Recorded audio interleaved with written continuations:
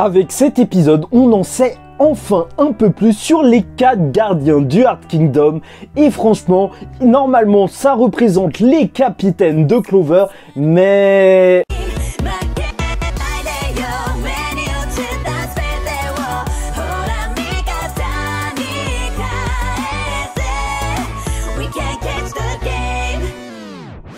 Mesdames et messieurs, ici Chaz et on se retrouve aujourd'hui pour la review du nouvel épisode de Black Clover. J'ai oublié le numéro. Maintenant, les reviews des épisodes de Black Clover, ce sera le mercredi, je sais pas pour la semaine prochaine parce que peut-être que je serai occupé avec les examens. Mais voilà, bon, bref.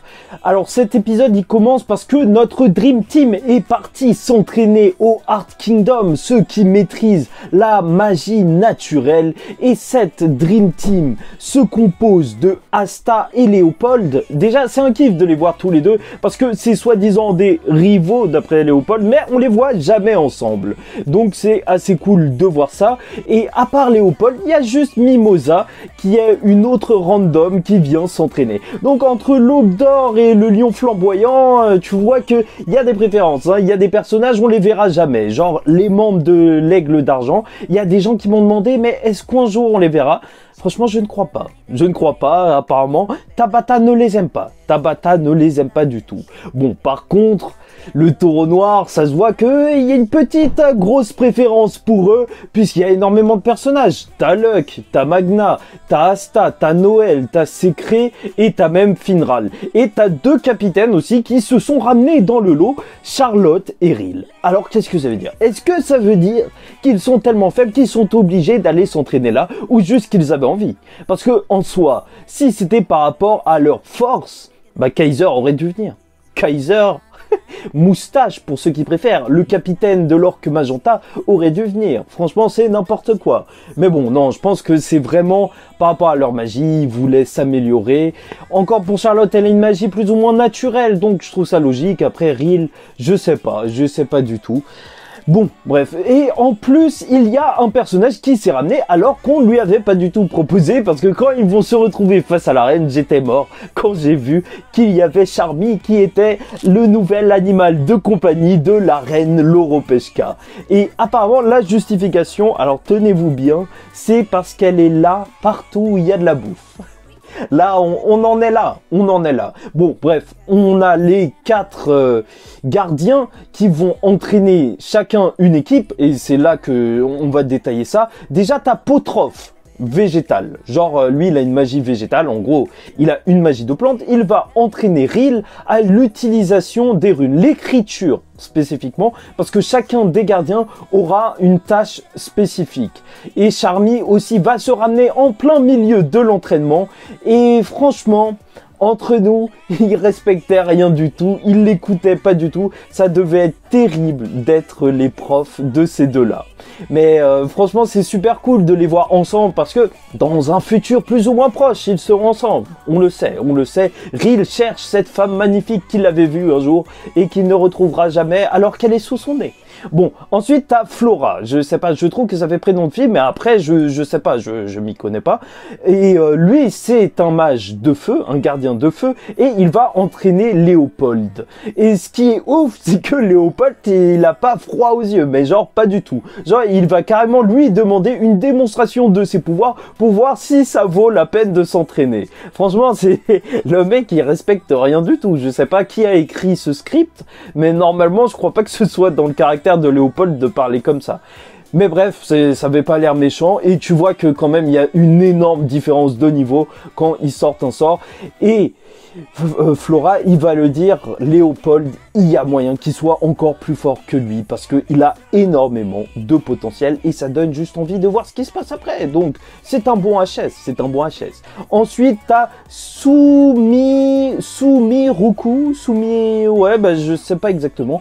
En tout cas c'est un mage de vent et ça m'a tué encore une fois parce que lui tout ce qu'il faisait c'était attendre Yuno et Yuno ne s'est pas ramené. Il préfère s'entraîner à l'Aube d'Or et il va se retrouver avec Finral. Donc magie d'espace contre magie devant. Et il va pousser Finral à essayer de penser à des offensives. Et c'est vrai que là, c'est super intéressant. Franchement, Finral, il lui manque, c'est vrai, au moins un sort d'attaque. Je dis pas en avoir plein, mais même Mimosa, elle a son attaque lance-soleil. Alors Finral, il lui faut aussi un truc. Bon, il joue à renvoyer des attaques, mais ça, il l'avait déjà fait contre Gadja, justement. Donc je sais pas si c'est si fou que ça, mais déjà, au moins, s'il s'entraîne sur ça, ça peut être intéressant. Et mon préféré, le quatrième, parce que là, Tabata s'est surpassé pour le nom. Salade. Et en plus, Salade, je me disais, ça va être un mage végétal, même pas. C'est un mage de terre, une mage, je crois. Et donc, elle va entraîner Mimosa et Charlotte. Et c'est là que j'ai un petit peu déjanté. En fait, elle l'entraîne à s'imprégner du mana de la nature, parce que le mana de la nature, apparemment, c'est vraiment un mana dont tu t'imprègnes, un petit peu comme dans le mode Sennin pour Naruto. Et le truc qui va se passer, c'est qu'ils vont se battre, ok? Sauf que au début, je trouvais ça super bizarre quand ils ont dit qu'ils allaient s'entraîner ensemble, alors que t'as un mage qui utilise des magies de plantes. Et bah Charlotte avec sa magie de ronces et Mimosa avec sa magie de plantes, c'est pas logique qu'ils aillent avec elle. Sauf qu'en vrai si, puisque on l'apprend après quand ils sont en train de s'entraîner qu'ils vont tourner. Et c'est bien parce qu'ils vont apprendre tous un petit peu de chaque prof, et en plus vu que ils ont chacun quand même des petites spécificités, même si ils s'entraînent tous au rune et au mana naturel, alors ça va être intéressant.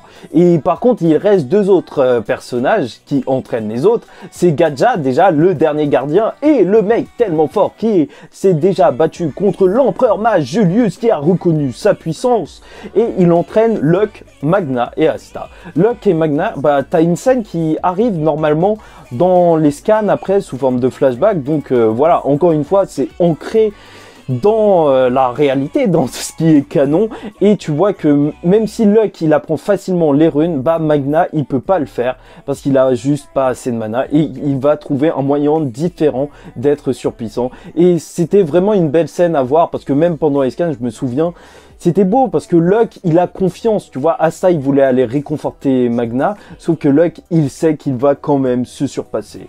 Bon, après, ils se sont battus, Asta et Gadja. C'est bien parce que c'est ça le seul entraînement que Asta peut faire puisqu'il ne peut pas utiliser les runes, étant donné qu'il n'utilise pas de magie, mais bien de l'anti-magie. Je sais que c'est plus ou moins de la magie, mais en fait, c'est de la magie sans être de la magie. Et après, la reine Loro-Peshka, par contre, ceux qui ont eu la chance, la gloire de s'entraîner avec la reine Loro-Peshka, c'est Noël, et c'est créé par rapport à créer tout un plan pour combattre Megicula. Donc si vous aviez des doutes sur le fait qu'ils vont affronter Megicula, là c'est fait, c'est clair et net, c'est normal. La reine, elle s'est fait maudire par Megicula, donc elle doit avoir une petite stratégie en tête, et en plus, Noël, Magido, normal. Classique. Et il leur manquait quoi? Un mage de niveau arcane, c'est créé, et là avec sa magie de scellement. Et l'épisode il va se terminer parce que Yami est lui aussi en train de s'entraîner, et il part sur les volcans. Donc sûrement qu'il va s'entraîner avec qui traîne tout le temps dans les volcans, Mereoleona. Surtout que c'était l'endroit où il s'était entraîné à Manaskin avec tous les autres. Alors là, franchement, s'il atteint le niveau de Mereoleona, ça va être exceptionnel. Et ceux qui ont vu un peu la suite savent que ça va être très puissant. En tout cas, faut dire vraiment que j'ai été déçu. Hein. Les gardiens, ils ont vraiment pas trop de charisme, et surtout au niveau de leur design, ils sont pas ouf. Ils sont vraiment pas ouf, genre ils sont pas du tout charismatiques. Et même Salade, je l'aime beaucoup, mais il ressemble à un paysan. Et moi, j'aime beaucoup les paysans. Hein. Je trouve que agriculteur, c'est un métier honorable et tout. Mais dans le monde de Clover, si t'es capitaine, enfin, si tu protèges ton pays, t'es pas un paysan normalement. C'est chelou. C'est chelou. Mais bon, bref. J'espère que vous avez apprécié cette review d'épisode. C'est assez cool de parler des épisodes. Peut-être que cet épisode il était moins intéressant que celui de la semaine dernière, mais c'est vrai que c'est des petits trucs qu'on va avoir aussi dans la suite. Enfin, cet entraînement, il est super important pour nos personnages, et normalement, la vraie histoire reprend le 5 janvier. Je ferai une vidéo pour vous parler de ça en tant que lecteur de manga et pas lecteur de manga. En tout cas, si vous êtes fan de Black Clover, n'hésitez pas à vous abonner, à commenter, à liker. Nous, en attendant la semaine prochaine, je vous propose de bien vous reposer, de faire attention à vous, et je vous dis ciao tout le monde, paix sur vous.